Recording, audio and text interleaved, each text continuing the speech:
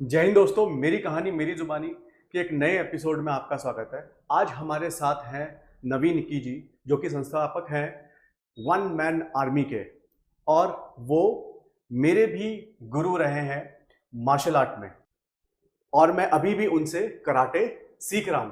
तो आज हम जानेंगे उनकी जिंदगी के बारे में कि वो स्कूली जीवन में कैसे थे, फिर कॉलेज में, और फिर वन मैन आर्मी की स्थापना किस तरीके से हुई। मैं चाहूंगा कि वो एक बार अपने आप को इंट्रोड्यूस करें, अपने अपने बारे में बताएं, और फिर हम इस पॉडकास्ट को आगे लेके चलते हैं। सबसे पहले तो मैं स्वागत करना चाहूंगा महागुरु जी का, जो कि आज हमारे पॉडकास्ट में आए, और मैं चाहूंगा कि वो अपने बारे में कुछ हमें बताएं। जय हिंद। और पंकज जी, जैसा कि आपने पूछा मुझसे कि मेरे स्कूली जीवन के बारे में, तो मेरा स्कूली जीवन जो है, मैं सबसे पहले जो मेरी प्रारंभिक शिक्षा रही, जो प्ले ग्रुप की शिक्षा थी मेरी, फर्स्ट क्लास सेकंड क्लास मतलब फिफ्थ तक की जो शिक्षा थी, वो दून किंडरगार्टन एक स्कूल था नेशविला रोड पे। अब नहीं है वो स्कूल। शिशु निकेतन और दून किंडरगार्टन, ये दोनों एक पास ही आसपास ही स्कूल थे नेशविला रोड में। उसके बाद सिक्स क्लास से मैं गुरु राम राय बम्बई बाग में पढ़ा हूँ, और मैं एक्चुअली अभी भी पढ़ ही रहा हूँ। मैं एलएलबी कर रहा हूँ इस समय, और सहारनपुर में सरसावा में कॉलेज है, उससे मैं कर रहा हूँ। और मार्शल आर्ट्स में मेरा एक्चुअली इसलिए रुझान हुआ कि जब मैं छोटा था या मैं स्कूली जीवन में था, तो मैं बहुत कमज़ोर था। मैं हंच बैक था, मुझे दिखाई देने में भी प्रॉब्लम थी, मेरा डाइजेशन भी सही नहीं रहता था। मतलब समझ लीजिए कि कोई एक प्रॉब्लम ऐसी रही बचपन से मुझे कि मतलब I am not very good. तो उसके बाद ये था कि मैं खेल में भी अच्छा नहीं था, कुछ खेल नहीं करता था। तो मुझे एक बार मार्शल आर्ट्स का डेमोस्ट्रेशन देखने का मौका मिला। मुझे लगा कि ये बहुत बढ़िया चीज़ है, मुझे करनी चाहिए। तो जैसा कि होता है, लोग हमारे देश में बहुत डराते हैं कि यार हाथ पैर टूट जाएंगे, हड्डी टूट जाएगी, ये हो जाएगा हो जाएगा। कुछ ऐसे केसेस आए भी हैं। देखिए क्या होता है कि आज मार्शल आर्ट में बहुत सारे ऐसे लोग आ गए हैं, क्योंकि जब से कोरोना है ना, तो उसके बाद से लोगों को लगा कि ये किसी तरीके से पैसे कमाने का जरिया है। आप देखेंगे छोटी छोटी जगहों पे क्या होता है कि समर कैंप लगा दिए, या फिर एक स्पोर्ट्स एक्टिविटी सेंटर बना दिया, उसमें किसी मार्शल आर्ट वाले को भी इन्होंने रख लिया। मार्शल आर्ट एक बहुत सीरियस थिंग है। मार्शल आर्ट्स में हमें इस बात का ध्यान रखना होता है कि छोटे जो बच्चे हैं जो बढ़ रहे हैं, कहीं ऐसा तो नहीं कि उनको कोई ऐसी इंजरी हो जा रही है कि वो लेकर के हमेशा के लिए चल रहे हैं। क्योंकि बहुत रिगिड मार्शल आर्ट्स करा रहे हैं लोग बहुत ऐसी ट्रेनिंग्स करा रहे हैं जो साइंटिफिक भी नहीं है, उनको नॉलेज भी नहीं है, और उनकी एकेडमिक क्वालिफिकेशन भी कुछ नहीं है। मैं ऐसे लोगों को भी जानता हूँ जो इवन तीसरी पास भी नहीं है, और वो लोग भी मार्शल आर्ट्स को सिखा रहे हैं, सीफू सिहान जैसी चीज़ें अपने लिए लिख रहे हैं।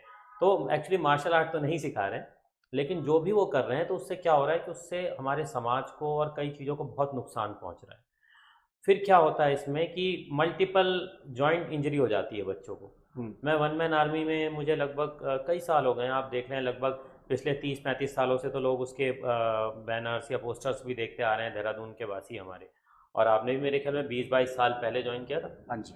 तो इस दौरान हम अक्सर क्या देखते आ रहे हैं, हम देखते आ रहे हैं आज तक किसी को कोई इंजरी नहीं हुई, ना रिंग में, ना ऑक्टन में, ना मतलब किसी जगह केज में, एरिना में, कहीं पर किसी को कोई इंजरी नहीं हुई है।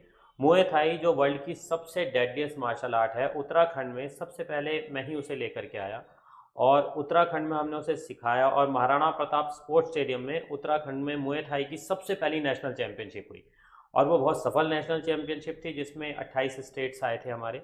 और उसी रिंग में वो चैंपियनशिप हुई थी जिसमें खली ने मैच खेला था। तो ये बहुत ऑनर की बात थी, और बहुत अच्छी चैंपियनशिप रही, बच्चों ने इसको बहुत इन्जॉय भी किया। मुए थाई को सबसे पहले मैंने इंट्रोड्यूस कराया, तो लोग कहते हैं मुए थाई के उत्तराखंड में जन्मदाता है, एंड फील्स वेरी गुड, अच्छा लगता है। तो सबसे पहले, जब आप स्कूली जीवन में, आपने बताया कि आपको कुछ समस्याएं थी और आपने मार्शल आर्ट सीखा, आपको एक जरिया मिला जिससे कि आप मार्शल आर्ट आपने सीखी। तो आपका जीवन उस मतलब आपने उस समय सोचा क्या था कि आपको मार्शल आर्ट में आप आए, तो उससे क्या फायदा आपको मिलने वाला है? जैसे सब बच्चे सोचते हैं इसको मारूंगा उसको मारूंगा, है ना, कि मतलब एक बार मेरे पास ताकत आ जाए तो मैं, जितने बच्चों ने मुझे तंग किया, मैं सबकी पिटाई करूंगा। लेकिन जब आपके पास ताकत आती है तो फिर आप जिम्मेदार हो जाते हैं। आपको समझ में आता है कि यार ये जो शक्ति आपके पास है, ये सबकी भलाई के लिए, ये शक्ति इसलिए नहीं है। देखो क्या होता है, जो चिड़चिड़ापन है, गुस्सा, ये किन लोगों को ज़्यादा आता है?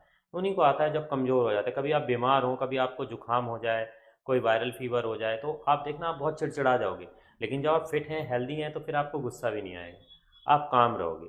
आप दूसरों को भी बोलोगे नहीं भाई, जीवन बहुत खूबसूरत है, इसको गुस्से में किसी को परेशान करने में कभी भी नहीं करना चाहिए।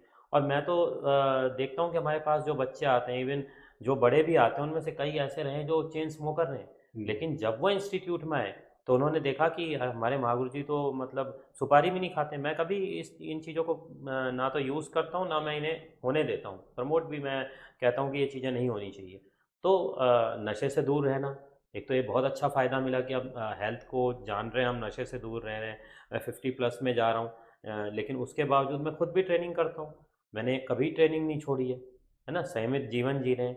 और देश की प्रगति इसी चीज़ में है कि देशवासी स्वस्थ रहे। और स्वस्थ रहने का सबसे अच्छा तरीका है कि जितनी कैलोरी आप पैदल चल के बर्न करते हैं या आप जॉगिंग करके बर्न करते हैं, आप अगर 10 मिनट ठीक तरीके से मार्शल आर्ट्स को कर लेते हैं तो वो 10 मिनट में आप इतनी कैलोरी बर्न करते हैं और मांसपेशियों को इतनी अच्छी तरीके से एक्टिव कर लेते हैं कि आप बहुत लंबे समय तक स्वस्थ रह सकते हैं। वन मैन आर्मी की शुरुआत कब हुई? वन मैन आर्मी एक्चुअली ये कल्पना तो 87 के आसपास थी, हम्म, लेकिन जो इसका रजिस्ट्रेशन है वो थोड़ा लेट हुआ, में 90s में ही हुआ है, और चल रही है तब से लगातार। वन मैन आर्मी नाम कैसे, वन मैन आर्मी?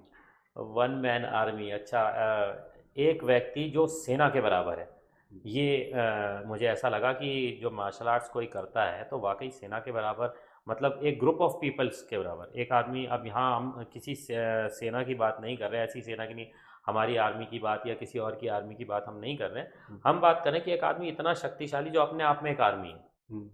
अब आर्मी वो किससे लड़ रहा है? वो हर बुरे विचार से लड़ रहा है। बुरे विचार कितने सारे होते हैं ना, बुरी आदतें कितनी सारी होती हैं, लेकिन वो जो आदमी है उन सब से जीत जाता है। देखो, हम वन मैन आर्मी में कहते हैं, आपने सुना होगा, आजकल लोग बहुत बोलते हैं warriors warriors warriors, but warriors, जो वॉरियर स्पिरिट है वो है क्या? सबसे पहले तो वॉरियर वो है जो अपने आप से जीत जाए। जब आपका मन करता है कि नहीं यार, थोड़ा सा मैं भी कुछ ऐसा उल्टा काम कर लूँ, कुछ ऐसा गलत कर लूँ, तब आपको अपने आप से लड़ना होता है। तो मैं हमेशा समझाता हूँ, जब आपको लगता है कि नहीं यार, आज मैं एक्सरसाइज नहीं करता, आज मैं रहने देता हूँ, तो मेरा एक शिष्य रहा, बहुत अच्छा बॉडी बिल्डर था, जिम करता था। खैर हम तो इन चीज़ों को इतना नहीं करते। तो वो मुझसे कहने लगा कि महागुरु जी, आज मैंने एक्सरसाइज नहीं की। तो मैंने कहा क्यों? तो कहता था कि यार, ना तो एक दिन में किसी की बॉडी बनती है और ना ही एक दिन में किसी की बॉडी घटती है। मैं कहता हूँ कि एक दिन में बनती है और एक दिन में घटती है। अब आप पूछेंगे कैसे? वैसे कि अगर आप एक दिन छोड़ देते हैं, अगले दिन आपका खुद मन नहीं करेगा, और फिर 2-3 दिन 4 दिन, फिर धीरे धीरे करके आप जो है उस चीज़ को निग्लेक्ट करने लग जाएंगे। एक दिन में बनती है, एक दिन में घटती है, ये बात हम इसलिए कहते हैं। तो अच्छी आदतें एक दिन से ही शुरू होती हैं। और वन मैन आर्मी की जो कल्पना रही वो यही रही कि इसमें जो बच्चे सीखना है वो सबसे पहले अपनी बुरी आदतों से लड़ लें। बुरी आदतें हजारों होती हैं, लाखों होती हैं, तो जो लाखों से लड़ ले वो तो वन मैन आर्मी ही होगा ना। जैसे मावड़ जी, आपने बताया कि आ, आप जब छोटे थे आप चाहते थे कि आप सबसे ज़्यादा ताकतवर बने। हाँ। तो ताकतवर बनने की जो जो होड़ कहेंगे, वो तो बचपन में भी है, जवानी में भी है, और हर उम्र का इंसान जो है वो ताकतवर बनना चाहता है। लेकिन जब मैं मार्शल आर्ट इंस्टीट्यूट्स को देखता हूँ तो वहाँ ज़्यादातर मुझे बच्चे ही मिलते हैं, तो ऐसा क्यों? नहीं, वन मैन आर्मी में तो आपको ज़्यादातर बड़े ही मिलेंगे, बच्चे भी मिलेंगे, लेकिन ज़्यादातर तो एक 30 वाली एज ग्रुप ही है। इस समय मॉर्निंग में अगर आप आएँ, शाम को आते हैं तो बच्चे बड़े सब मिलते हैं। देखो, हमारे देश में या और देशों में भी एक धारणा है। धारणा क्या है कि एक छोटा बच्चा है जो वह ज़्यादा सीख लेगा, लंबे समय तक सीख लेगा, उसकी बॉडी ज़्यादा फ्लेक्सिबल होती है। देखो, हर बार ये बात सच नहीं है। हाँ, ये है कि उसमें जो छोटी मोटी इंजरीज होती हैं वो रिपेयर करने की क्षमता ज़्यादा होती है, क्योंकि ग्रोथ हार्मोन्स बहुत अच्छे खासे होते हैं। लेकिन मार्शल आर्ट मुझे लगता है कि शरीर से ज़्यादा दिमाग की चीज़ है। एक जितना मैच्योर ब्रेन है वो उसे ज़्यादा अच्छे से सीख सकता है। तो ये तो आर्ट है, ये कला है, और कला को सीखने के लिए आपके पास एक परिपक्व मस्तिष्क होना चाहिए, है ना, ये ज़रूरी है। आजकल फिजिकल स्ट्रेंथ से ज़्यादा मेंटल स्ट्रेंथ की लोग बात कर रहे हैं, और कहीं ना कहीं स्ट्रेस इतना हो गया है कि मेंटल स्ट्रेंथ जो है वो घटती जा रही है। तो मार्शल आर्ट किस तरीके से इसमें हेल्प कर रही एक्चुअली है? पंकज जी, कोई भी मेंटल स्ट्रेंथ कैसे रख सकता है उसके पास अगर फिजिकल स्ट्रेंथ ही ना हो? आपकी बॉडी में अगर ठीक तरीके से ब्लड फ्लो ही नहीं हो रहा है, सबसे ज़्यादा ब्रेन को ही चाहिए ना ब्लड हमारा, तो क्योंकि सबसे ज़्यादा ऑक्सीजन उसे चाहिए तो ब्लड फ्लो हमें उधर ही चाहिए। अगर आपकी आर्टरीज ही सही तरीके से क्लियर नहीं है, क्लॉगिंग हो रही है, पचासियों चीज़ें हो रही है, तो फिर किस तरीके से आपका ब्रेन सही से काम करेगा। देखो मार्शल आर्ट से लोग कॉन्फिडेंट होते हैं। मैं अब आप बॉडी बिल्डिंग की बात करते हैं या आप जिम की बात करते हैं, gym is not a bad thing, मैं कभी इसके लिए ये नहीं कहता कि ये बैड थिंग है। बट जो जिम में आप कर रहे हैं जाके, you are taking lot of things inside your body, डाल रहे हैं आप पुटिंग एनाबॉलिक्स और ट्रेनबोलेन और पता पचासियों इस तरह की चीज़ें।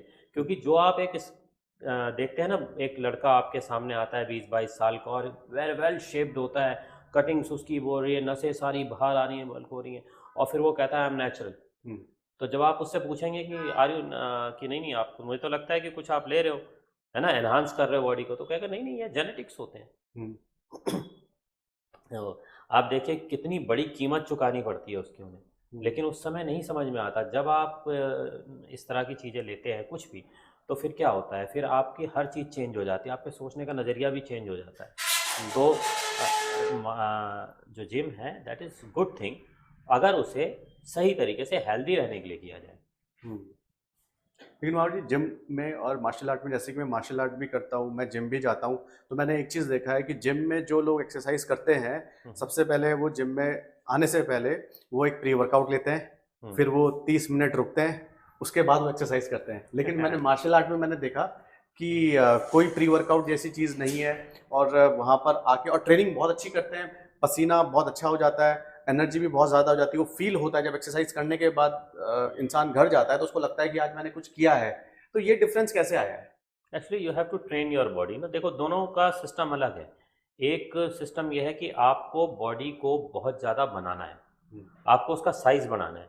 क्या होता है कि कोई भी जिस तरह की जो भी चीज़ होती है, चाहे वो मार्शल आर्ट्स है चाहे वो जिम है, देखो मार्शल आर्ट्स में क्या है, आप बैलेंस सीखते हो, और बैलेंस और स्पीड कहाँ सीखते हो आप, कहाँ बढ़ाते हैं आप, वो मार्शल आर्ट्स के इंस्टीट्यूट में, डोजो में ही बनाते हो। लेकिन बॉडी कभी भी जिम में नहीं बनाते आप। बॉडी जब आप रेस्ट के प्रोसेस, जिम में जाते हो, आप ट्रेनिंग कर रहे होते हो, उस समय क्या होता है, उस समय आपका कार्टिसोल बहुत हाई होता है, इतना हाई होता है उस समय, ऊपर से आप वो अजीब तरह के म्यूजिक्स आप चला लेते हैं, भयंकर बूम बूम बिल्कुल लाउड, और फिर आप वेट उठा रहे होते हैं, तो इस समय क्या होता है, आप अपनी कोशिकाओं को नष्ट कर रहे होते हैं। तो कोशिकाएं नष्ट कर देते हैं, फिर आप अच्छी डाइट लेते हैं, अच्छी गुड स्लीप लेते हैं, उस दौरान आपकी उससे मजबूत कोशिकाएं बनती हैं। And for that you have to eat a lot, आपको बहुत खाना पड़ेगा, और बहुत खाना पड़ेगा, लेकिन उसके बाद भी कंट्रोल्ड खाना पड़ेगा। ऐसा नहीं कि आपने बहुत सारे कार्बोहाइड्रेट ले लिए, बहुत सारे फैट्स ले लिए, प्रोटीन ले लिए, तो फिर उसका शरीर पे बुरा असर तो पड़ना है। तो एक प्रॉपर बैलेंस डाइट आप ले रहे हो, और फिर उसके बाद डेफिनेटली यू लुक गुड, आप अच्छे दिखेंगे। मगर हाँ, जहाँ आप बात कर रहे हैं कि स्पीड की या बाकी चीज़ों की, तो उसमें तो देखो उसके लिए मार्शल आर्ट ज़्यादा बेस्ट है। किस तरीके के लोग मार्शल आर्ट करते हैं? किस तरह की, आजकल तो देखो सभी कर रहे हैं, एक फैशन सा बन गया है। हम देखते हैं कि कहीं भी, अच्छा तुम्हारा बच्चा मार्शल आर्ट कर रहा है, मैं भी अपने बच्चे को मार्शल आर्ट के लिए भेजूंगा, तो एक दूसरे की होड़ हो रही है ज़्यादातर। लेकिन पहले के समय में ये होता था कि जिसको लगता था कि मैं बहुत वीक हूँ, not up to the mark हूँ, वो लोग करते थे। आज स्पोर्ट्स में भी जा रहे हैं, मार्शल आर्ट्स में स्पोर्ट्स के लिए भी कर रहे हैं, फिजिकल फिटनेस के लिए भी कर रहे हैं। बाकी ज़्यादातर लोगों को बस होड़ है, ठीक है मेरा बच्चा भी करेगा क्योंकि दूसरे का बच्चा कर रहा है। और किन लोगों को मार्शल आर्ट करनी चाहिए? मुझे लगता है सबको करनी चाहिए। और सबको क्यों? सबको इसलिए कि देखो, एक तो सबसे पहली बात, जब हम मार्शल आर्ट्स किसी को कराते हैं तो हम कहते हैं पूरा गुस्सा निकालो। जब वो पंच कर रहा है पूरा गुस्सा, उसके चेहरे के भाव जो हैं वो गुस्से वाले हैं, हालांकि उसे गुस्सा नहीं आ रहा है, फिर भी वो गुस्सा लाता है, इमोशंस के साथ करता है वो। तो जब वो उसको कर रहा है और वो पूरा गुस्सा निकाल देता है, उसके बाद वो बहुत रिलैक्स होता है। और मार्शल आर्ट एक ऐसी चीज़ है जहाँ अपने प्रतिद्वंदी को भी रिस्पेक्ट दी जाती है। कभी और गेम्स में नहीं है, मार्शल आर्ट्स में है कि वो झुक रहा है सामने अपने प्रतिद्वंदी के। और जब आप कभी देखना, जब वो जो हार जाता है ना और जो जीत जाता है, वो दोनों एक दूसरे के प्रति इतने अच्छे होते हैं, उनके बीच में कभी कोई शत्रुता नहीं होती। मुए थाई जैसे भयंकर गेम के बाद भी। तो इसलिए मार्शल आर्ट्स सबको करनी चाहिए, और मार्शल आर्ट्स से एक तो एक दूसरे के प्रति ना अच्छी भावना बढ़ती है, इज्जत सम्मान वो देना आप सीखते हैं मार्शल आर्ट्स के थ्रू। और सबसे बड़ी बात है देखो, हाँ लेकिन ये है कि मार्शल आर्ट एक वेल ट्रेंड आदमी से करनी चाहिए।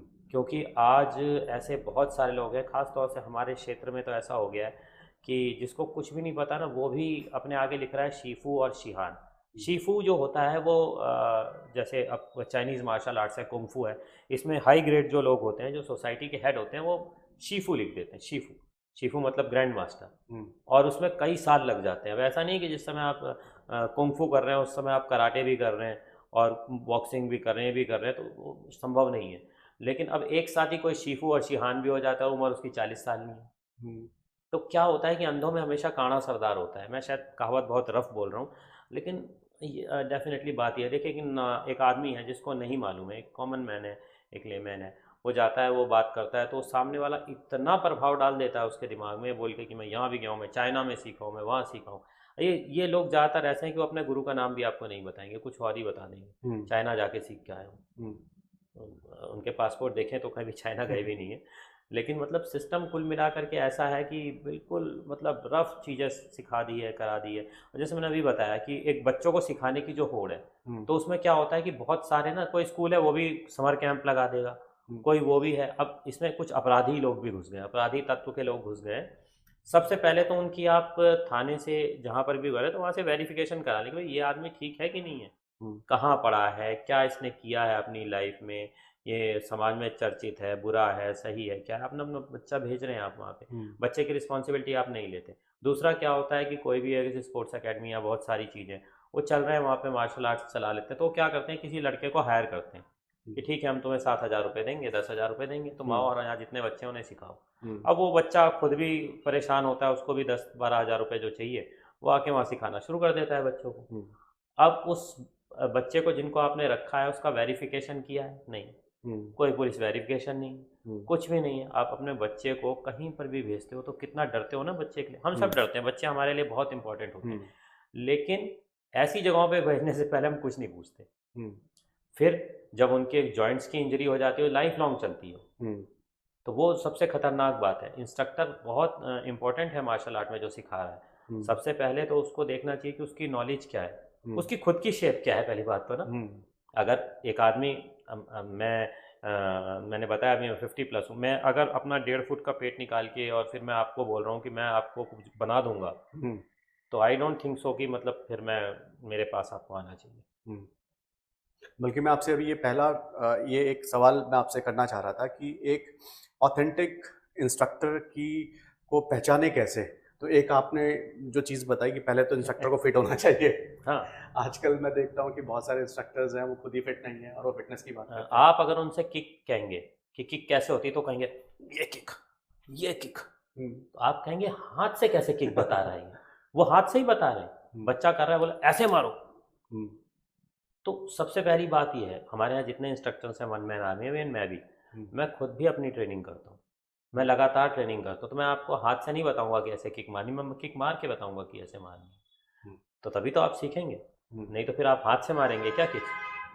तो ये वाली चीज़ होती है, तो ये थोड़ा ध्यान रखना है। एक तो आपने बताया अगर एक लेमैन आपके पास या किसी भी मार्शल आर्ट इंस्ट्रक्टर के पास जाता है तो सबसे पहले तो उसकी फिटनेस और क्या क्राइटेरियाज हैं, हम किस तरीके से अपने बच्चों को अगर हमें भेजना है किसी अच्छे इंस्ट्रक्टर के पास तो कैसे हम पता लगा पाएँ? आप कम से कम उससे बात करें, ये देखें कि वो क्या सोचता है मार्शल आर्ट के बारे में, उसने ट्रेनिंग कहाँ से करी है, कहाँ से उसका एफिलिएशन है, ये सारी चीज़ें होती है। और उसका बैकग्राउंड देखो कि पिछले 20 या 30 साल से वो क्या कर रहा है। देखो मार्शल आर्ट ऐसी चीज़ नहीं कि बिल्कुल अनट्रेंड से सीखा जाए, वो खुद ट्रेनिंग कर रहा है या नहीं कर रहा है, उससे पूछे तो सही कि आप क्या ट्रेनिंग करते हैं। देखो आज आपको सबको पता है कि फिटनेस के लिए आपको क्या खाना है और क्या नहीं खाना है, तो आप उससे पूछ लीजिए कि भाई आपकी डाइट क्या है, आपका रूटीन क्या है, आप क्या चीज़ करते हैं, वो आपको सब कुछ बता देगा। अब दिक्कत की बात क्या है, कहीं भी स्कूल में जाते हैं तो स्कूल वालों की थोड़ी सी दिक्कत है। देखिए वो इंस्ट्रक्टर को रखने से पहले संबंधित थाने से उसके बारे में जानकारी नहीं लेते कि क्या ये आदमी कभी जेल या किसी ऐसी चीज़ में गया, इसके खिलाफ कोई आपराधिक मुकदमा तो दर्ज नहीं है। तो जब ऐसा करेंगे तो फिर क्या होगा, सबसे पहले कि जो आपकी संस्था का हेड है उसके बारे में जानकारी लेनी चाहिए, फिर जो इंस्ट्रक्टर सिखाने आया उसकी जानकारी लेनी चाहिए, हेड की तो जरूर लेनी चाहिए।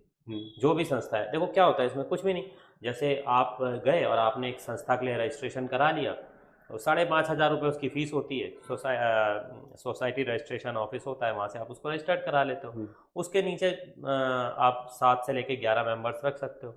वो कोई भी बना सकता है ऐसी कोई भी सोसाइटी। अब उस सोसाइटी का नाम कभी आप रख सकते हो, कोई लायन, टाइगर, ईगल, कुछ भी रख सकते हो, है ना। तो ऐसे आपने कुछ भी रख लिया, साथ में लगा दिया मार्शल आर्ट और एसोसिएशन, फेडरेशन या कुछ भी, तो फिर आपने उसके बाद सिखाना शुरू कर दिया। अब लोगों को ये तो देखें लोग कम से कम कि भाई ये जो आदमी है इसका रजिस्ट्रेशन जो है वो तो संस्था है, अब ये कहाँ से इसको लेकर के आए, कहाँ से चला रहा है इसको। हम्म। और ख़ास तौर से ऐसे लोग जो हैं अगर आप उनका वो देखेंगे ना उसमें कई आपको गलतियाँ मिल जाएंगी। हम्म। तो ये है, फिर भी एक लेमैन के लिए बड़ा मुश्किल होता है पहचान पाना। हम्म। मगर हाँ, इंस्ट्रक्टर अगर फिट है, हम्म। इंस्ट्रक्टर अगर खुद मतलब करके दिखा रहा है हम्म। तो ये वाली बात तो है ही। आपके पास काफ़ी पेरेंट्स आते होंगे अपने बच्चों को लेके कि हमारे बच्चों को मार्शल आर्ट सीखना है, वो चाहते हैं कि उनके बच्चे मार्शल आर्ट सीखें। आप उन पेरेंट्स को क्या कहेंगे जिनका खुद इतना पेट निकला हुआ होता है? आप उनसे कहते हैं कि आपको करना चाहिए, आपके बच्चे से ज़्यादा आपको ज़रूरत है? एक्चुअली वो कहते हैं हमारी तो उम्र हो गई। हम्म। फिर मैं उनसे कहता हूँ मेरी उम्र बताओ। हम्म। तो मैं कहता हूँ देखो मार्शल आर्ट ऐसी चीज़ है कि इसे कभी भी करा जा सकता है। हाँ, मैं किसी को इनवाइट नहीं करता कि आप सीखिए, पर हाँ मैं उन्हें ज़रूर कहता हूँ कि कम से कम अपना देखिए थोड़ा जो अपना ईयरली जो है फिटनेस टेस्ट अपना कराएं हम्म। और अपना ब्लड वर्क देखें। हम्म। आज डायबिटीज़ जैसी बीमारियां बहुत फैल रही है और हमारा इंडिया डायबिटिक कैपिटल बन रहा है, आपको मालूम होगा। हम्म। लगभग 30% लोग प्री डायबिटिक हैं, जो आने वाले समय में 1 साल 2 साल 3 साल में डायबिटिक हो जाएंगे। हम्म। वो चाहें तो प्री डायबिटिक जिस समय वो है वो वापस हो सकते हैं, ठीक हो सकते हैं, फिर उनको डायबिटीज़ होगी भी नहीं कभी। हम्म। लेकिन अब देखिए किसी को मैं बोलूँ कि आप कोई ऐसा है आप चेक, कई लोगों को बोलता हूँ तो वो करा लेते हैं, हम्म। तो फिर मैं उनको सही गाइड करता हूँ कि भाई किस तरीके से आपको डाइट लेनी है, क्या आपको खाना है, क्या आपको आगे मतलब देखना है अपने लिए, क्या आपको ट्रेनिंग करनी है। अब एक आप खुद सोचिए कि एक आदमी है 90 किलो का या 80 किलो का, वो उसको पता चलता है कि अरे मेरे साथ तो दिक्कत है, तो वो दौड़ना शुरू कर देता है। सबसे पहले इंसान दौड़ना शुरू करता है। हम्म। और जो हमारे घुटने होते हैं उनमें मेनिस्कस होता है, मेनिस्कस वेयर एंड टेयर, ये कुशन होते हैं जो कि हड्डियों को कुशन प्रदान करते हैं। हम्म। ये एक बार ख़त्म हो जाते हैं तो ये दोबारा नहीं बनते। आपने सुना होगा ना कि 30 साल में रिटायर हो गया कोई स्पोर्ट्समैन, हम्म। तो 30 साल तो सुपर फिटनेस वाली एज होती है, फिर ये क्यों रिटायरमेंट हो गए? इसलिए क्योंकि ये जो कुशन है अगर ये टेयर हो जाते हैं तो ये बहुत पेन करते हैं। अच्छा, ये पेन करते हैं जबकि इनमें कोई ब्लड फ्लो भी नहीं होता, इसलिए ब्लड फ्लो नहीं होता तो ये रिपेयर नहीं होते अपने आप। हम्म। फिर ये पेन क्यों करते हैं? दरअसल ये कुशन पेन नहीं करते, पर इसके चारों ओर साइनोविल लाइनिंग होती है, हम्म। जो जिसको आप लोग ग्रीस बोल देते हैं नॉर्मल भाषा में, या कुछ भी बोल देते हैं। तो साइनोविल लाइनिंग जो फ्लूइड होता है वो इसको बिल्कुल लगी हुई होती है इसके साथ, जो वो इरिटेट होती है और उसका पेन बड़ा अच्छा खासा पेन होता है। तो जब ऐसा होता है तो फिर इसमें फिर नी सर्जरी होती है, तो उसको हम बोलते हैं मेनिस्कस्टॉमी। तो मेनिस्कस्टॉमी में क्या करते हैं, उसको या तो पार्शली रिमूव करते हैं या फिर पूरा रिमूव कर देते हैं या फिर उसे रिपेयर करते हैं, पर फिर वो बात तो नहीं आती है। तो सबसे पहली तो चीज़ ये है कि इतना अगर वेट बहुत ज़्यादा है, आप भाग रहे हैं, तो वो भी ठीक नहीं है। अच्छा, दूसरी बात ये है कि जब कोई हमारे पास मार्शल आर्ट के लिए आता है तो पता होता है कि इसको कितना कराना है। ये नहीं कि मतलब अब वो कह रहा है कि मैं तो और भी कर सकता हूँ, हम उसको कह रहे हैं नहीं स्टॉप, इतना ही करो। वो इसलिए कि ताकि उसके ऊपर कोई स्ट्रेन ना पड़े, उसको नुकसान ना हो। तो थोड़ी सी एज बढ़ जाती है तो हमें इस चीज़ का ध्यान तो रखना ही पड़ेगा। हम्म। साथ हम इस चीज़ को उसको सिखाते हैं कि भाई किस तरीके से वो ये सारी चीज़ें छोड़े, नशा ना करे, कोई शराब ना पिए, सिगरेट ना पिए, कोई टबैको प्रोडक्ट ना ले, और यहाँ तक कि कुछ भी ऐसी चीज़ ना ले जिससे कि एक्टिव स्मोकिंग और पैसिव स्मोकिंग दोनों ही बहुत गंदी है। हम्म। तो इससे दूर रहने की सलाह देते हैं उनको, मानते हैं लोग, कुछ लोग मान भी रहे हैं। मैंने देखा है one man army institute of martial art में काफ़ी डिप्रेस्ड बॉयज़ एंड गर्ल्स भी आते हैं, हम्म। और जब वो मार्शल आर्ट करते हैं मैंने देखा है 1 महीने 2 महीने में वो काफ़ी मोटिवेटेड रहते हैं और जोश उनका वापस आ जाता है। तो आप ऐसा क्या करते हैं? हम्म। देखो हम सबसे पहले बहुत अच्छी मतलब अप्रोच रखते हैं उनके साथ, इमोशनल अप्रोच भी रखते हैं।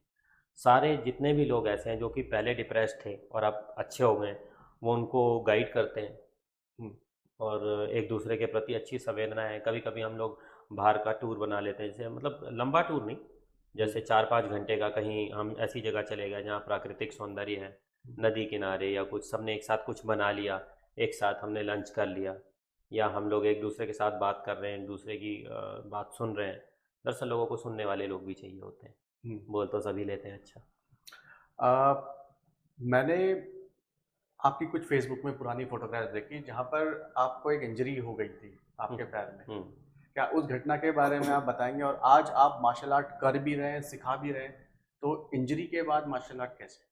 इंजरी के बाद कोई मतलब ऐसी मुश्किल नहीं है, पर हाँ जिस समय इंजरी हुई थी तो मुझे लगा था कि मेरा तो सब खत्म हो गया। वो थोड़ा सा इंजरी के बारे में आप बताएं हमें। मेरा एक शिष्य था, इत्तेफाक से मैंने उसको निकाल भी दिया है, मार्शल आर्ट में ही है, ज़्यादा बोलना तो ठीक नहीं, पर वो बहुत रफ चलाता है गाड़ी।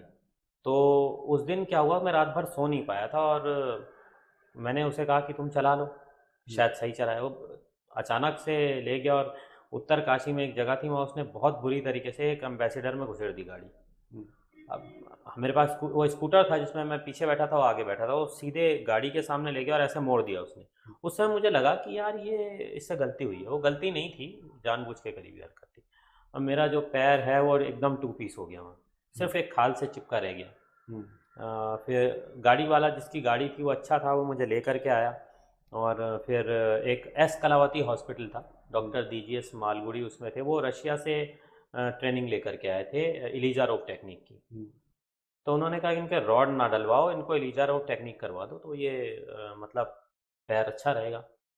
तो वो एक केज बनता है चारों ओर, बड़ा आजकल सफल टेक्निक है वो उन्होंने बनाया। और उसके बाद इट्स पेनफुल, क्योंकि वो उसको हर हफ्ते साफ़ करते हैं, ऐसे इस तरीके से खुला होता है, आर पार सरिये घुसे होते हैं कई सारे। तो उसके बाद उन्होंने उसको करा और लगभग साल भर तक तो बहुत बुरा रहा, लेकिन फिर उसके बाद वो हील हुआ, ठीक हुआ और फिर छड़ी के सहारे चलना, फिर धीरे धीरे मतलब करना शुरू किया तो इट्स ओके। फिर किक वगैरह मारी, पैड्स पे करनी शुरू करी, धीरे धीरे करनी शुरू करी, तो आज मुझे कोई प्रॉब्लम नहीं, कोई नहीं, बिल्कुल ठीक। किक्स वगैरह सब आप देखते हैं, मैं तो करता भी रहता हूँ, डाल भी देता हूँ वीडियोस फेसबुक पे कभी कभी। तो आप तो सबको मोटिवेट करते हैं, हाँ, आपको कौन मोटिवेट करता है? मुझे मोटिवेट कौन करता है, एक्चुअली मैं फैंटम का बड़ा फ़ैन रहा हूँ। आपने कभी फैंटम के बारे में सुना है? कॉमिक्स आती थी कॉमिक्स। पहले फैंटम। तो मैं जब छोटा था मैं कहता था यार मैं ऐसा होता तो कितना अच्छा होता। हम्म, इत्तेफाक से जब मैं कभी अपने आप को आईने में देखता हूँ तो मुझे लगता है कि यार मैं ऐसा ही बन गया हूँ। हम्म, तो मोटिवेशन मेरा खुद से ही हो जाता है, हम्म, मैं ही अपना मोटिवेशन हूँ।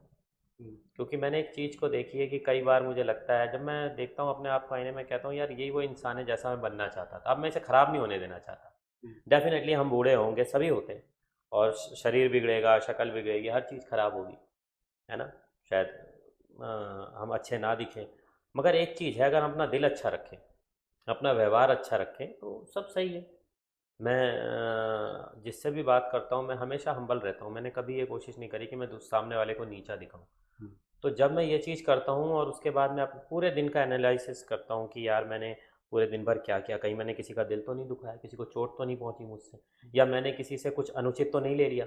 हम्म, तो तो जब वो एनालिसिस बिल्कुल सही निकलता है ना कि हाँ मैंने ऐसा कुछ नहीं किया, फिर मैं अपनी शक्ल देखता हूँ आईने में और मैं कहता हूँ हाँ इट्स ओके। यही मोटिवेशन है बस। हम्म।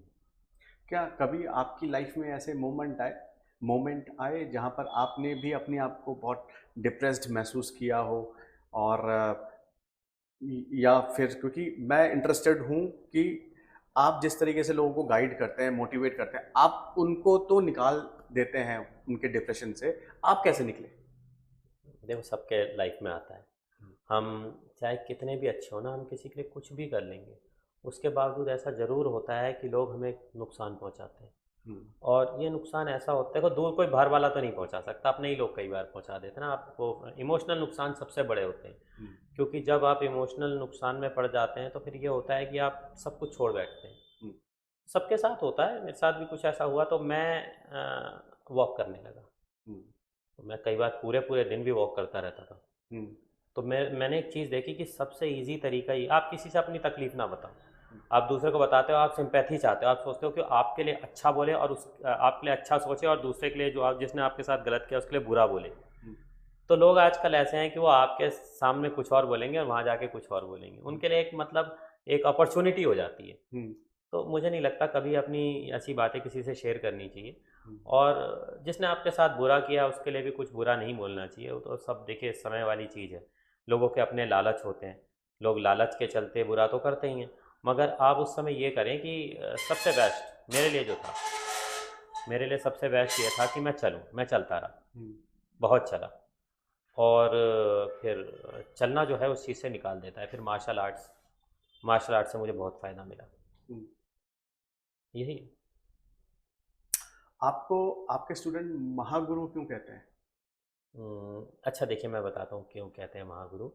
हमारे में जैसे ब्लैक बेल्ट कोई हो जाता है, तो फिर कोई तीसरी डिग्री का ब्लैक बेल्ट हो जाता है, मतलब एक फर्स्ट डान, सेकंड डान, थर्ड डान, तो हम सेंस ही बोलते हैं। सेंसी यानी मास्टर। हम्म, फिर कोई 7वीं डिग्री तक चला जाता है तो उसको बोलते हैं ग्रैंड मास्टर, हम्म, है ना, या शिहान बोल देते हैं उसको। जो हेड ऑफ सोसाइटी है, मतलब जो आपकी पूरी संस्था है उसका जो हेड है, तो उसको आप ग्रैंड मास्टर बोलते हैं। अब थोड़ा सा ग्रैंड मास्टर सुन के ना मज़ा सा नहीं आता, तो हम उसको पूरा हिंदी में ही, हमारे यहाँ सब कुछ हिंदी में ही चलता है, जैसे प्रणाम नमस्कार, है ना, क्योंकि हम वेरियस मार्शल आर्ट्स करते हैं। हम्म, अब जैसे हम मुए थाई कर रहे हैं, स्वादिका बोला जाता है, या फिर हम कराटे कर रहे हैं, ओस बोला जा रहा है, या बो बोला जा रहा है, ताइक्वांडो, मतलब बहुत सारी ऐसी अलग अलग है। तो हमने कहा क्यों ना हम अपना इंडियन स्टाइल चलाएं, तो हम वहाँ पे नमस्कार करते हैं, प्रणाम करते हैं, उसी तरीके से फिर हम महागुरु बोलते हैं, ग्रैंड मास्टर नहीं बोलते, शिहान नहीं बोलते। तो आपने ये सिस्टम को किस तरीके से मैनेज किया है? जब मैं one man army institute of martial art में आता हूँ, तो वहाँ पर एक गुरु शिष्य परंपरा जो है वो दिखती है, हम्म। जो कहीं और नहीं दिखती है। आपने उस चीज़ को कैसे बना के रखा है? किसी के ऊपर जोर जबरदस्ती ना करके। आप जब किसी को बांधते हैं तो वो तड़पता है उससे निकलने के लिए, और आप खुला छोड़ देते हैं। देखिए, मैं हमेशा जब भी किसी को कुछ समझाता हूँ तो एक बात कहता हूँ कि आपका गुरु होने के नाते ज़रूरी नहीं कि मैं हमेशा सही हूँ। आप इस चीज़ को अपने आप ढूंढो, देखो, इसके बारे में जानकारी लो, और फिर आपको लगे कि हाँ महागुरु सही हैं, तो फिर आप उस बात को मानो। हम्म, फोर्स मत करो किसी के ऊपर किसी चीज़ के लिए, बस बोलो कि इसकी जानकारी लो, औरों से भी जानकारी लो, कई तरफ इसकी जानकारी लो, और फिर आपको लगे कि चीज़ ठीक है तो इट्स ओके, उसे मान लो। फिर तो लोग मानते ही हैं जब वो देख लेते हैं कि भाई हाँ यही सही हम्म, है ना। सच कहीं नहीं छुपता, सच सामने आता है। इसीलिए हमें सिर्फ इतना करना होता है कि भाई आप खुद अपने आप इस चीज़ पर रिसर्च करो। हम्म। अभी तक वन मैन आर्मी से कितने ब्लैक बेल्ट्स निकल चुके हैं? बहुत है, गिनती से बाहर है। फिर भी एक नंबर अगर कहें तो? नंबर तो बहुत मुश्किल हो जाएगा बताना। फिर भी एक हाँ नहीं, नो आइडिया, मैं बता अच्छा, नहीं पाऊँगा। ठीक है। मैं देखता हूँ कि पूरे शहर में, देहरादून शहर में वन मैन आर्मी के पोस्टर्स हमें दिखते रहते हैं। काफ़ी सारे सेंटर्स हमें दिख रहे हैं। तो उन सारे सेंटर्स को आप किस तरीके से मैनेज कर रहे हैं? नहीं, मैं सारे सेंटर्स को मैं मैनेज नहीं कर रहा हूँ। हम लोग ये करते हैं कि जितने भी हमारे शिष्य हैं हम्म, जो कि मार्शल आर्ट्स में ब्लैक बेल्ट हो गए हैं, हम्म, और जिनको लगता है कि वो औरों को भी अच्छी चीज़ें सिखाएं, तो फिर वो लोग सिखा रहे हैं उसको। हम्म, और वो अपनी ट्रेनिंग अभी भी ले रहे हैं, क्योंकि वो इस चीज़ को देखते हैं कि हाँ हमारे महागुरु जी वो भी अभी भी ट्रेनिंग कर रहे हैं, हम्म, और तो वो भी ट्रेनिंग करने के लिए आते हैं। हम्म, तो सुबह वो पहले मेरे पास ट्रेनिंग करते हैं, फिर उसके बाद वो सिखाते भी हैं, हम्म, अच्छी बातें सिखाते हैं, अच्छे शिष्य तैयार कर रहे हैं, और उनके शिष्य भी अच्छा। हम सबसे पहले एक चीज़ सिखाते हैं। देखिए बताओ, कल फादर्स डे था ना। हम्म, एक्चुअली फादर्स डे एक दिन का तो क्या, फादर्स डे तो पूरे साल भर का है, बल्कि पूरी ज़िंदगी का, और ज़िंदगी के बाद भी है। एक पिता जो होता है ना, वो बहुत इम्पोर्टेंट आदमी है हर किसी के जीवन में। आप खुद बताओ, आपका बेटा है, हम्म, और आपका बेटा आपसे भी अच्छा निकल जाए, हम्म, तो आपको खुशी होगी या नहीं होगी? हम्म, हम्म, और जब लोग बोलेंगे यार ये तो आपसे भी बढ़िया है, हम्म, तो क्या आपको खुशी होगी, नहीं होगी? लेकिन आपका भाई आपको, कोई आपके भाई को बोले ये तो आपसे बढ़िया है, हम्म, नहीं होगी, खुशी नहीं होती, किसी को थोड़ा जलन आ जाती है। सिर्फ पिता ही एक ऐसा मनुष्य है पूरी दुनिया में जो अपने से बेटर होने पे अपने बच्चों को खुश होता है। हम्म, कोई मुझसे कह रहा है कि स्पीड है महागुरु जी में बहुत, और उनका बेटे में उससे भी ज़्यादा स्पीड है, तो मैं खुश हो जाऊँ, अरे हाँ हम्म, मेरा बेटा तो मुझसे बेटर निकल रहा है, हम्म, यही तो मैं चाहता हूँ, हम्म, मेरे बेटे की पर्सनैलिटी मुझसे अच्छी है, I feel happy for that. Hmm, तो पिता देखो सबसे इम्पोर्टेंट है। हम वन मैन आर्मी में यही सिखाते हैं।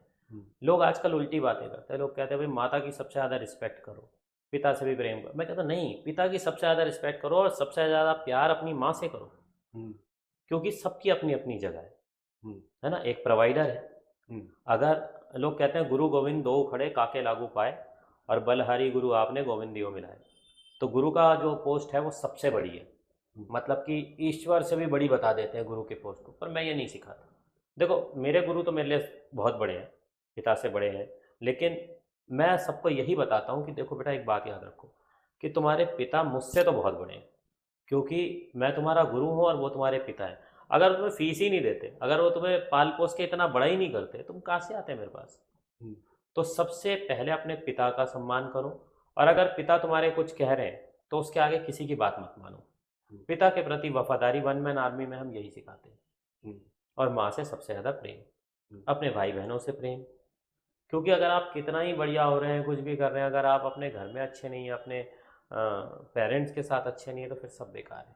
हम्म, बहुत ही, मैं कहूँगा कि दुर्भाग्य होता है उन उन बच्चों का जो अपने पिता को सम्मान नहीं दे पाते या उनके लिए कुछ कर नहीं पाते। हम्म, आपके पापा को आपसे क्या चाहिए? पैसा? नहीं, हम्म, सम्मान चाहिए उनको। बस। वो भी ऐसा सम्मान नहीं कि आप दिन भर उनके पैरों में पड़े हो। वो देखते हैं ना, मेरा बेटा सफल है, मेरा बेटा 2 मिनट मेरे पास बैठ के मेरे से बात कर रहा है, मेरे लिए अच्छा इसके मन में है, दैट्स ओके। हम्म, बाकी हम तो देखो जितना करें वो कम है अपने पिता के लिए ना। हम्म, हर कोई सौभाग्यशाली नहीं होता, मैं इतना सौभाग्यशाली नहीं हूँ कि मेरे पिता मेरे पास हो, तो लेकिन जिनके पास है मैं उन्हें सिखाता हूँ। वन मैन आर्मी एक जरिया है जहाँ से आपको वो ताकत मिल सकती है, लेकिन आजकल का जो युवा है वो डरा हुआ है। हाँ। तो जो स्कूल में बच्चे हैं वो अपने एग्ज़ाम को लेके, अपने करियर को लेके बहुत ज़्यादा चिंतित है। फिर थोड़े से ऊपर जा रहे हैं तो गर्लफ्रेंड्स को लेके चिंतित है, और हार्ट ब्रेकअप्स वो वो नहीं कर पा रहे हैं। जिस मजबूती की हम बात कर रहे हैं, तो हमारा युवा तो मजबूत है ही नहीं।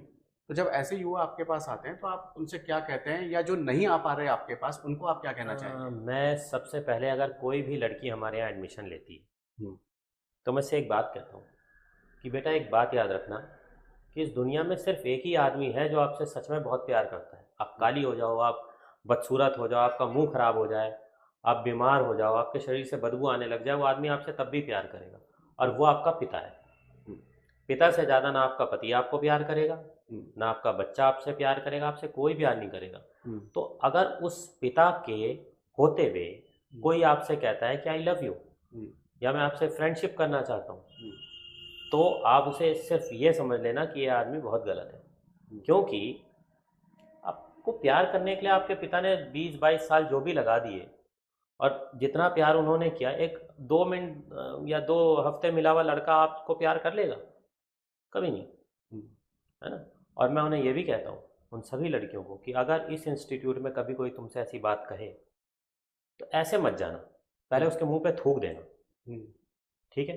और चाहे फिर वो मैं ही क्यों ना हूँ, हम्म, चाहे कोई भी सीनियर लड़का क्यों ना हो, पहले मुंह पे थूक देना और फिर जाना। हम्म, क्योंकि यार, व्हाट इज़ दिस? हर किसी की शादी होती है। आज आप देखिए क्या कर रहे हैं लेडीज़, कहीं कितने एक्स्ट्रा मैरिटल अफेयर्स चल रहे हैं, क्या क्या चल रहा है लेडीज़ का, और पुरुष और स्त्री को एक बराबर करने की होड़ लगी हुई है। हम्म, यार, आप इस बात को आपको समझना पड़ेगा कि स्त्री बड़ी महान है और पुरुष भी बड़ा महान है। दोनों के अपने अपनी जो जगह है वो वैसे ही रहने दो उसको। क्यों तुम लड़का क्यों बनना चाहती हो? हम्म, आपको क्यों बनना है लड़का? हम्म, नहीं नहीं, लड़का लड़की एक समान, कहाँ एक समान? आप लड़का मत बनो, आप लड़की हो उसमें भी आप बहुत महान हो। हम्म, क्या हमारी झांसी की रानी महान नहीं थी? हम्म, क्या हमारे देश की इतनी सारी महिलाएं हैं जो सुनीता विलियम्स हैं, और बहुत सारे लोग हैं जो बहुत बड़े स्तर पे गई हैं? लेकिन उसके लिए क्या आपको लड़का बनना पड़ेगा? आप गालियां बक रही हैं, आप सिगरेट स्मोकिंग कर रही हैं, मुझे बहुत दुख होता है देख करके कि युवा पीढ़ी बर्बाद हो रही। देखो, हमारे देश में धर्म बचाओ, देश बचाओ, लेकिन ये सब तो तब बचेगा जब परिवार बचेगा, हम्म, है ना। तो परिवार सबसे ज़रूरी चीज़ है, और उसके लिए ज़रूरी है कि सबसे पहले ये जो बच्चों बचपन में ही सिखा दिया जाता है ना कि नहीं, पिक्चरों को देख देख के लव और ये और वो, ये सब बहुत ख़राब चीज़ है। मैं ये नहीं कह रहा कि आप किसी से बात मत करो, पर मैं ये कह रहा हूँ कि अपने माता पिता के अकॉर्डिंग थोड़ा तो चलो।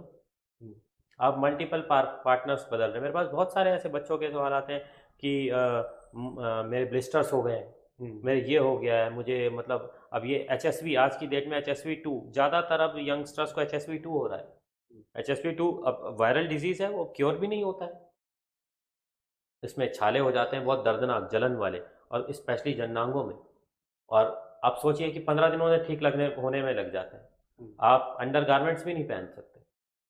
ठीक है ना। और फिजिकल तो होना तो बहुत दूर की बात है फिर ऐसे यंगस्टर्स का। हम्म, तो अब महीने में अगर 15 दिन भी ऐसे हो रहा तो 15 दिन वो क्या कर पाएंगे? अब लाइफ में कहाँ आगे बढ़ पाएंगे? हम्म, पहले क्या होता था, लड़के ऐसे उल्टे चक्रों में पड़ जाते थे और अपनी पूरी लाइफ खराब कर लेते थे। हम्म, अब लड़कियां भी उसी चक्कर में पड़ रही हैं, हम्म, तो वो मल्टीपल उनके बॉयफ्रेंड्स हो जाते हैं, तो फिर वो क्या पढ़ाई लिखाई कर पाएंगे? हम्म, तो हम यही सिखाते हैं कि देखो, अपने कैरियर पे फोकस करो, अपनी हेल्थ पे फोकस करो, अपने माँ बाप के लिए सोचो थोड़ा, क्योंकि उन्होंने भी आपके लिए सोचा है।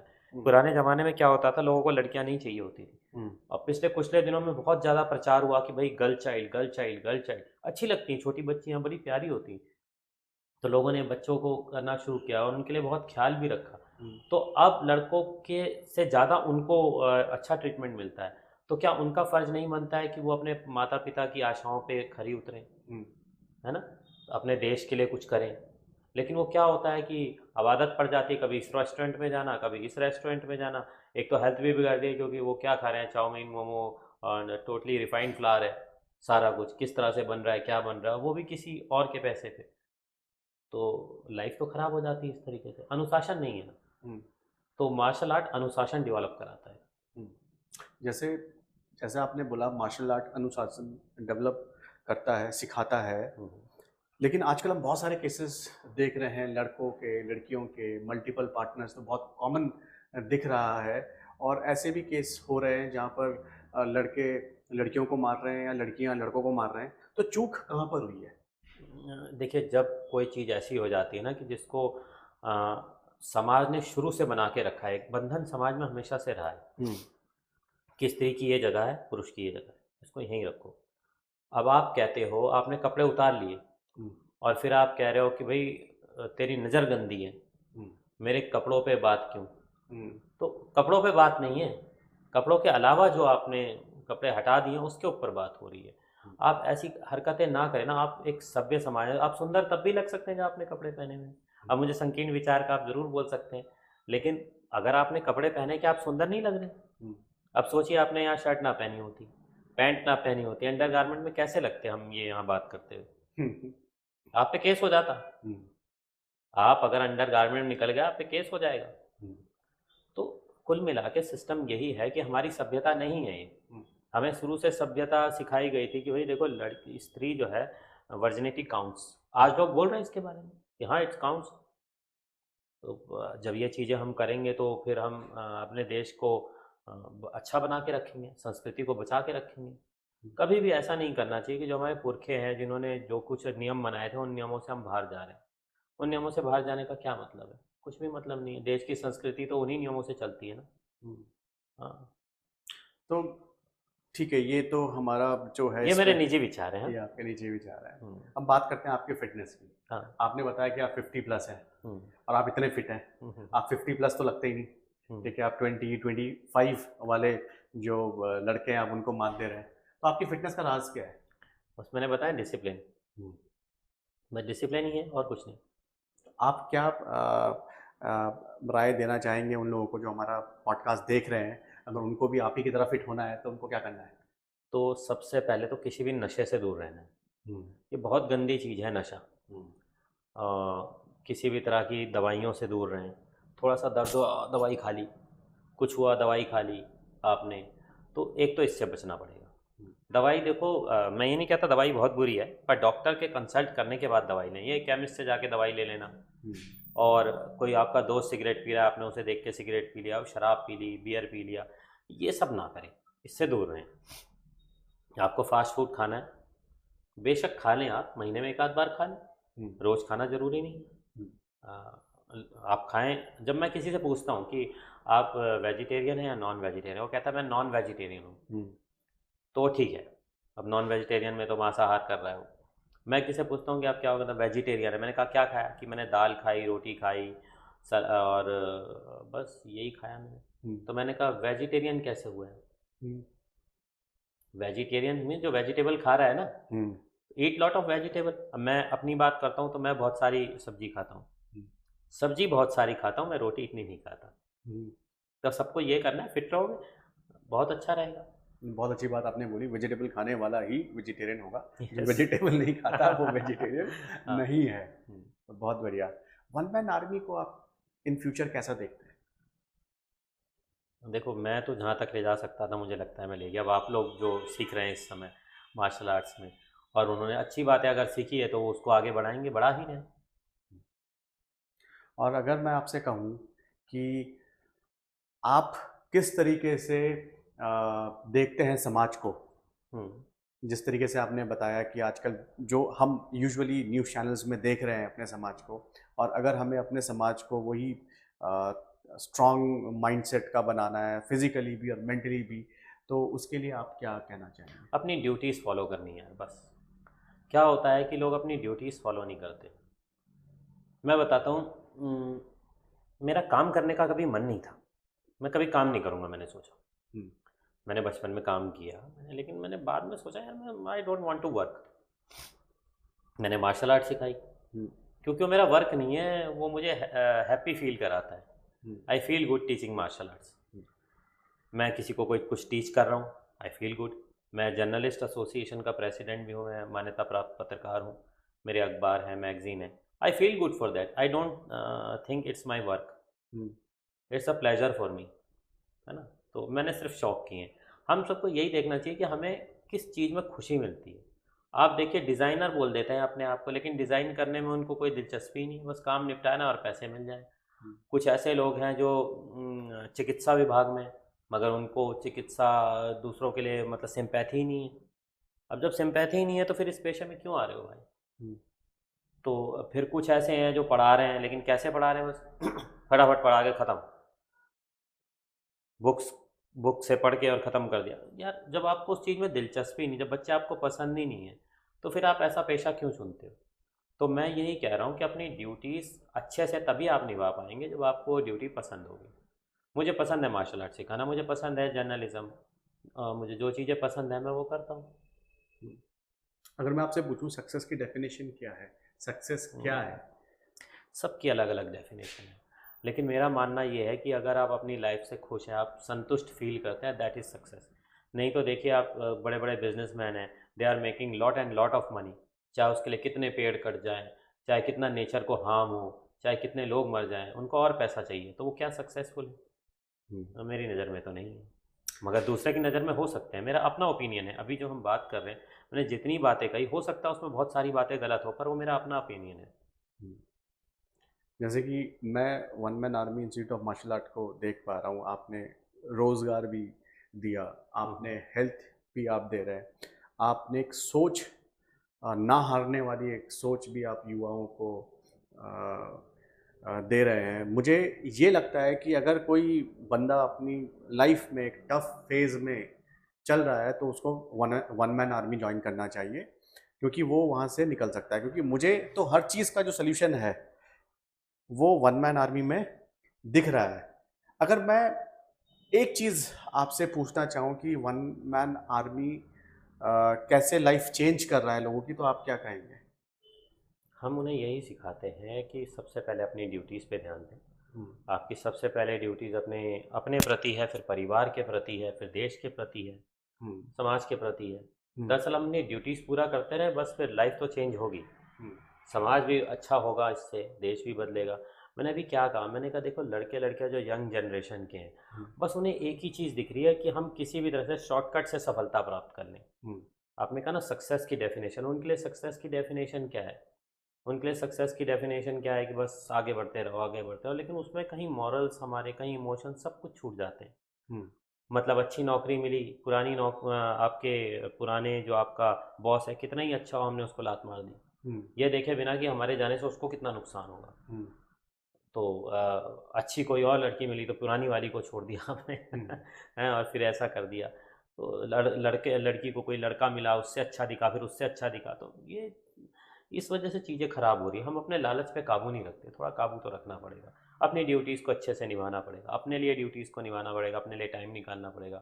अब हम कह देते हैं यार टाइम ही नहीं है, कैसे ट्रेनिंग करें? हम्म, फिर डॉक्टर टाइम निकलवाते हैं हम्म।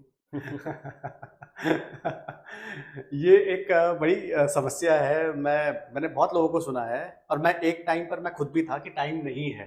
लेकिन जब हालत बहुत ज़्यादा खराब हो गई, बद से बदतर हो गई, तब मुझे लगा कि हाँ, मुझे अब ट्रेनिंग फिर से करनी चाहिए। उन लोगों को आप क्या कहना चाहें जिनके पास अभी भी ये एक्सक्यूज़ है कि उम्र हो गई है, टाइम नहीं है, तो उनको क्या कहना चाहेंगे आप? उम्र और ज़्यादा हो जाएगी, हम्म, उम्र रुकेगी तो नहीं। तो अभी टाइम नहीं है तो फिर और दिक्कत आएगी। मैंने बताया, हमारे देश की सबसे बड़ी समस्या हम्म, आज जो है वो, खैर मैरिज फेल हो रही है वो तो है ही, लोग मर रहे हैं ये भी है, लेकिन इससे बड़ी एक समस्या है कि डायबिटिक कैपिटल बनता जा रहा है हमारा हम्म, देश ना। हम इसे रोक सकते हैं। वो प्री डायबिटिक एक विंडो होती है, हम्म, जिस समय आप अपने आप को बचा सकते हैं डायबिटिक होने से, तो आप एक्सरसाइज करें, eat good food, clean food, तो डेफिनेटली ये हो सकता है। अच्छा, हम जो हैं हम पूरी तरीके से कार्बोहाइड्रेट बेस्ड लोग हैं। मतलब जहाँ हमारी खाने की बात आती है कि भाई क्या खाया, सब्जी रोटी, तो रोटी की वेट तोलें और सब्जी का वेट तोलें तो आपको रोटी का वेट ज़्यादा ही मिलेगा। आप रोटी खा सकें इसलिए सब्जी को यूज़ कर रहे हैं, आप समझ रहे हैं। तो अब ये क्लीन डाइट नहीं है, आपको क्या है, आपको सब्जी की मात्रा ज़्यादा रखनी है, रोटी की मात्रा कम रखनी है। अब सब्जी से I am not talking about fruits, कि आप कह रहे हैं कि नहीं मैं तो आलू खा के आया, सब्जी खा के आया बहुत सारी, है ना, वो आपको बहुत अच्छा फ़ायदा नहीं देगी। और एक चीज़ और है कि रिफ़ाइंड चीज़ों के लिए हम मना करते हैं। अभी रिफ़ाइंड ऑयल्स आ रहे हैं, ना खाएं उन्हें। देसी घी फिर भी उससे अच्छा है। मस्टर्ड ऑयल जो अगर बिल्कुल प्योर आपको मिल रहा है बहुत अच्छा है। और रोटी से फिर भी पराठे अच्छे हो जाते हैं। आप वॉक कर लें थोड़ा, तो आपको दरअसल जो क्लॉगिंग होती है वो इंसुलिन बढ़ने से ही आती है ज़्यादातर लोगों को, हार्ट की जो ज़्यादातर प्रॉब्लम है। लेकिन लोगों को लगता है कि नहीं, कल्प्रिट ये है कि हम ड्राई फ्रूट्स खा लेंगे तो दिक्कत हो जाएगी, हम पराठे खाएंगे तो पराठे हेल्दी नहीं है, रोटी हेल्दी है। वो उल्टा है दरअसल। आप इसके ऊपर अगर रिसर्च कभी सुनने मेरी बात, आपको लगे कि अरे क्या बोल रहे हैं, लेकिन आप उसको देखें, आप रोटी खा रहे हैं उसके ऊपर आप देसी घी लगाएं 1 चम्मच। देखिए मॉडरेशन तो जो है वो हेल्थ की है। मॉडरेट रखें। अगर आप कहें कि भाई क्या चीज़ है जो मैं बहुत खा सकता हूँ, मैं कहूँगा कि वेजिटेबल्स खा सकते हैं बहुत। यानी बॉइल्ड वेजिटेबल खाने की जरूरत नहीं, बना के खाओ अच्छे से आप। स्पाइसी बनाना है, स्पाइसी बनाओ, बहुत सारा खाओ, ठीक है ना। तो ये आप कर सकते हैं। खीरा बहुत अच्छा है, आप खीरा खा सकते हैं, आप कर्ड खा सकते हैं, मलाई वाली कर्ड खा सकते हैं, कोई प्रॉब्लम नहीं है। आफ्टर 50 आपको थोड़ा सा दूध की चीज़ों पे कंट्रोल रखना पड़ेगा ड्यू टू प्रोस्टेट, क्योंकि प्रोस्टेट की प्रॉब्लम लोगों को फिर आने लगती है। ज़रूर नहीं कि सबको आए, लेकिन हाँ थोड़ी बहुत शुरू हो जाती है। तो वो आप क्या करें कि आप दूध की चीज़ों को कम खाएं। वो खाएं, बिल्कुल छोड़ना नहीं कह रहा हूँ मैं, बट लेकिन कम कर दें थोड़ा सा। मुझे ऐसा लग रहा है कि एक हेल्थ को लेके एक अलग से एक पॉडकास्ट है जिसमें हम फूड के बारे में बात करेंगे। बिल्कुल बिल्कुल। बहुत अच्छा लग रहा है। एक सही एज मार्शल आर्ट के लिए क्या है? क्या 30s में जो है वो मार्शल आर्ट सीख सकते हैं? बिल्कुल सीख सकते क्या जो 40s में है वो मार्शल आर्ट हैं, सीख सकते हैं? बिल्कुल बिल्कुल क्या सीख जो सकते 50s में है वो मार्शल आर्ट हैं, सीख बिल्कुल सकते हैं? पंकज जी बिल्कुल सीख सकते हैं। और जो 60s में है वो भी सीख सकते वो हैं, भी सीख सकते हैं? मगर बट इसमें एक क्वेश्चन आ जाता है कि इंस्ट्रक्टर नॉलेजेबल होना चाहिए। अब ऐसा नहीं कि उसकी एकेडमिक क्वालिफिकेशन भी कुछ नहीं है, उसको नॉलेज भी कुछ नहीं है, आपको बता रहा है कि हेल्थ के नाम पे उड़द की दाल का पानी पी लो। तो अब ऐसे लोगों से, या फिर जो वो यूट्यूब देख देख के सीख रहा है फिर आपको सिखा रहा है, अब यूट्यूब तो आप खुद भी देख सकते हैं। तो ऐसी जब चीज़ें आ जाती हैं तो फिर, और फिर मतलब मैं बता रहा हूँ कि अभी बहुत सारे ऐसे लोग हैं जो ऐसी चीज़ें करा रहे हैं कि जिससे मल्टीपल इंजरीज हो जाती है लोगों को, खासतौर से जॉइंट्स की। जैसे आपकी उम्र बढ़ती है ना, तो आपकी मसल्स ख़त्म होने लगती है। अब मसल्स ये नहीं, ये वाली मसल्स ख़त्म होने लगती है। मसल से मतलब वो मसल, आप ये उंगली हिला रहे हैं, तो ये भी मसल का ही फंक्शन है, इसके लिए भी मसल्स हो जाती है। तो क्या है कि आफ्टर 50 लोगों को उठने बैठने में भी दिक्कत होने लगती है, क्योंकि मसल ख़त्म होने लगती हैं। वो मसल जो बॉडी को चलाती हैं, वो वाली नहीं जो बॉडी को दिखाती हैं, तो वो भी ख़त्म होने लगती है और वो भी ख़त्म होने लगती है। तो उसे रोकने के लिए ज़रूरी है कि आप कुछ ना कुछ एक्टिविटी करें। और फिर मार्शल आर्ट एक ऐसी एक्टिविटी है कि बहुत अच्छी लगती है करने में। खुद को देखना अच्छा लगता है। आज सब पे कैमरा है, मोबाइल है, तो अपने आप कर रहे हैं, फिर खुद को देख रहे हैं, अरे वाह क्या मैंने कितना बढ़िया वो किया, मूवमेंट कितनी अच्छी करी। तो ये वाली चीज़ है। और फिर थोड़ा सा अच्छा भी लगता है, अपने ग्रुप के साथ आप मिलते हैं, बैठते हैं। अच्छा, आप एक चीज़ देखेंगे, एक 20 साल का लड़का और एक 60 साल की, दोनों साथ में बैठेंगे ना मार्शल आर्ट में, आपको बिल्कुल भी नहीं लगेगा कि यार इनकी सोच में, एज में कोई फ़र्क है। तो इतना एज सिमिलर हो जाता है। मेरे बेटे के, बड़े बेटे के दोस्त आते हैं, वो कहते हैं हमें लगता ही नहीं कि आप अंकल इतने बड़े हैं, हमें तो लगता है भाई साथ का कोई बैठा हुआ है। तो ऐसा होता है कि जैसे ऐसा कहा जाता है कि 30 के बाद जो है वो फिजिकल स्ट्रेंथ घटती है, और अगर कोई 30s के बाद मार्शल आर्ट करता है तो क्या उसकी फिजिकल स्ट्रेंथ बढ़ सकती है? ऑफ कोर्स बढ़ती है, बिल्कुल बढ़ती है। देखो, इट्स अबाउट एंड्रोपोज। 30 साल जैसे लेडीज़ को मेनोपोज होता है, तो आज पुरुषों को एंड्रोपोज होता है कि आपका टेस्टोस्टेरोन लेवल जो है वो गिरने लग जाता है। किसी बारे में, किसी समय हम जब आप हेल्थ के बारे में बात करेंगे तो हम इसके बारे में बात करेंगे। जैसे इंसुलिन रेजिस्टेंस होता है, उसी तरीके से टेस्टोस्टेरोन रेजिस्टेंस भी होने लगता है। तो टेस्टोस्टेरोन रेजिस्टेंस में क्या होता है कि डिहाइड्रो टेस्टोस्टेरोन में चेंज होने लग जाता है टेस्टोस्टेरोन, तो और या फिर बनना ही कम हो जाता है। तो जब आप फुटवर्क करते हैं, आप किक्स मारते हैं, तो किक्स आपके टेस्टोस्टेरोन को एकदम बूस्ट करती है। आपका स्क्वाट मारने से ज़्यादा बेटर है कि आप किक्स मारें। जब आप किक्स करते हैं ना, you will always feel high, हमेशा लगेगा अरे यार मैं तो बिल्कुल एकदम, आप लेट नहीं पाएंगे, आप बैठ नहीं पाएंगे, आपको लगेगा बस कुछ तो करूँ। हम्म, वो टेस्टोस्टेरोन की वजह से होता है। हम्म, आपके वैवाहिक संबंध अच्छे रहेंगे क्योंकि आप हमेशा अपने आप को बूस्ट महसूस करेंगे। तो उसके लिए ज़रूरी है कि देखो, आपने पूछा ना कि 60s में, मैंने कहा हाँ, इसीलिए हम्म, जैसे जैसे आपकी यौन शक्ति खत्म होती है ना, हम्म, तो प्रकृति आपको फिर जिंदा नहीं रहने देगी। हम्म, क्यों? क्योंकि आप कहेंगे कि मैं इसलिए पैदा हुआ हूँ, मैं उसलिए पैदा हूँ, मैं दुनिया बदलने के लिए पैदा हुआ। बस साइंस कहती है you are only born to reproduce. Hmm, तो जब आपके रिप्रोड्यूस ऑर्गन्स खत्म हो जाते हैं तो फिर आप भी खत्म हो जाते हैं। और अपने आप को स्वस्थ अगर आपको रखना है तो आपकी प्रजनन क्षमता बनी रहनी चाहिए। हम्म। और वो फुटवर्क करने से, किकिंग करने से, ये सब करने से बहुत अच्छी रहती है। अगर आपसे आपसे जुड़ना चाहते हैं लोग, हम्म। तो वो किस तरीके से आपसे जुड़ सकते हैं? किस तरीके से? डायरेक्ट वन मैन आर्मी में आ सकते हैं। लेकिन वन मैन आर्मी के बहुत सारे सेंटर्स हैं, क्या हर सेंटर्स में एक जैसी ट्रेनिंग होती है? हाँ, ज़्यादातर, क्योंकि वो खुद मेरे पास रोज़ ट्रेनिंग करने आते हैं, हम्म, तो सब जगह एक जैसी ही तो है। किसी भी सेंटर में देहरादून में वो चले जाएं तो किसी भी सेंटर में। वो आपसे जुड़ सकते हैं। हाँ। ठीक है, एक लास्ट मैसेज आप हमारे युवाओं को, या जो लोग सोच रहे हैं कि अ, हमें मार्शल आर्ट सीखनी चाहिए, तो उनको क्या मैसेज देना चाहेंगे? मैं ये मैसेज देना चाहूँगा कि मार्शल आर्ट सीखनी चाहिए और तुरंत सीखनी चाहिए। उसको डिले ना करें कि आज छोड़ना, अभी मैं अगले मंडे करूँगा, थर्सडे करूँगा, फ्राइडे करूँगा। आज तो फ्राइडे हो गया, अब फिर सैटरडे संडे तो छुट्टी हो ही जाएगी, चलो मंडे से करता हूँ। नहीं नहीं, ये जॉइन इमिडिएटली, सीधे चले जाएँ, ज्वाइन कर लें। मगर हाँ, ये देख लें कि इंस्ट्रक्टर कौन है, क्या है, मतलब ये चीज़ ज़रूरी है। और जो अगर लोकल ही कोई हेड है, उसका लोकल ही है, तो संबंधित थाने से जानकारी ले लें उसके बारे में। ठीक है, मैं ये कहना चाहूँगा कि जो जिन लोगों का टफ टाइम चल रहा है, देखिए लाइफ में कभी ना कभी टफ टाइम तो आएगा ही आएगा। तो जिन लोगों का टफ टाइम चल रहा है वो तो आज ही जुड़ जाएं, लेकिन लाइफ में टफ टाइम आना तय है। तो मैं कहूँगा कि आप भी जुड़े, कि जिससे कि आपका जो टफ टाइम हो वो टफ ना रहे, क्योंकि आप तब ज़्यादा टफ हो जाते हैं। मैं धन्यवाद कहना चाहूँगा नवीन निक्की जी का, कि वो आज हमारे पॉडकास्ट में आए, और मैं चाहूँगा कि वो आगे भी इसी तरीके से हमारे पॉडकास्ट में आके जितने भी हमारे व्यूअर्स हैं उनका मार्गदर्शन करें और उनको बताएं फिजिकल फिटनेस की क्या इंपॉर्टेंस है, मेंटल फिटनेस की क्या इंपॉर्टेंस है। और आज का जो पॉडकास्ट रहा वो काफ़ी नॉलेज बेस्ड पॉडकास्ट रहा, जहाँ पर हमने सीखा कि किस तरीके से हम अपने आप को फिजिकली और मेंटली फिट कर सकते हैं। बहुत बहुत धन्यवाद सर आपका यहाँ आने के लिए, और मैं चाहूँगा कि आप आगे भी आते रहें। Thank you Pankaj ji. ठीक।